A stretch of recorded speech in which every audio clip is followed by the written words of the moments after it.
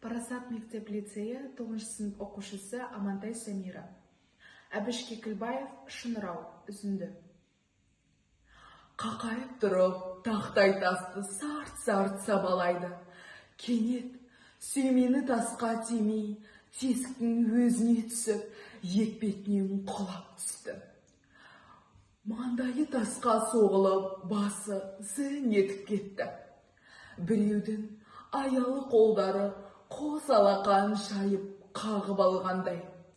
Басқа жеріне зақым тимеді. Қақ маңдайынан бастап, жып-жылы жұмсақ алақан сипап өтіп еді. Көмейіне қоймалжың бірдеңе құйылғандай болды. Мұны қағып алған бейтаныс адамның да омырауы терге малшынып қалыпты. Жамбас тұсы жауырыны мұздап қала берді.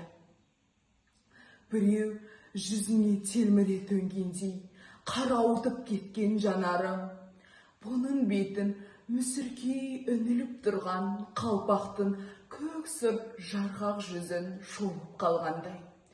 Еңсеп зіп-зілдей кірпіктерін әзер көтеріп, көзін ашып алып еді. Жан жағында ақ төсек боп жатқан, сарқырап жатқан ағын су әлде қайда алды да қайқайды. Жан дәрімен бір бақуға ғана мұршасы келді. Бірақ өзінен басқа ешкім естіген жоқ. Топырақ шығарып жатқан 4 жігіт қыл арқанды әр жылқыды бері жылқыды. Күн екінен таянғанда қайта жылқы беді, ішінде ештеңе жоқ, бос күбі шелектің өзі шықты. 4 жігіт қара атанды шығырға жегіп, қыл арқанның ұшын тұзықтап, шынырауға салды. Шығыр арқанда бос шықты. Есі шыққан жігіттердің 4-еуі 4 жақтан құдықтың аузына жата қалып, енсеп деп айқайлайды.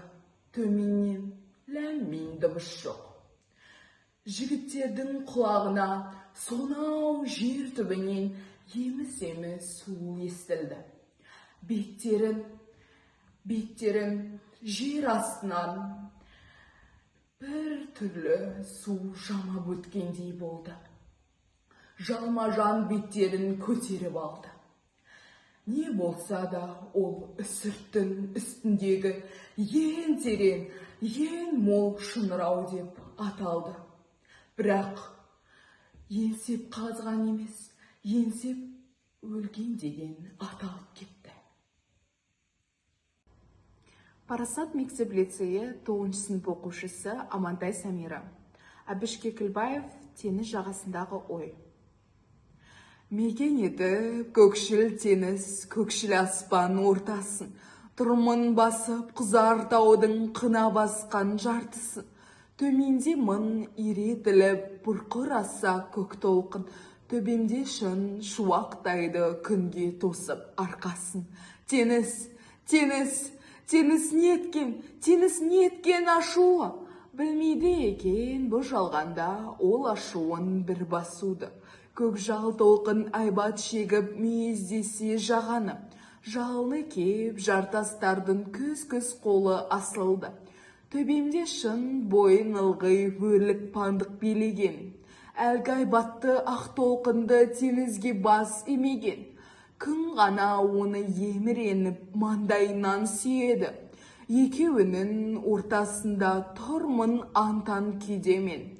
Уа табиғат, өзін неткен құпияна беріксін. Өрлігіне, көрігіне, бар сырына жерікпін. Тауында, дауылдында, теңіздің де сыры мол. Мен ғана бұл өмірге құпиясыз келіппін. Толқыным жоқ, теңіз болып тулар едім тағатсыз. Қыран болып қалықтар ем, жаралыппын қанатсыз. Туғызыпсың дүниеге бір ақ құлаш бой беріп. Мен болар ем асқар таудың төсіндегі абат құс.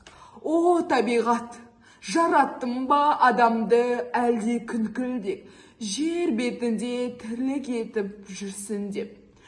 Әлде айбаты теңіз бен асқар таудың өрлігін өзі көрсін, өзі үйренсін, сондай бола білсін деп.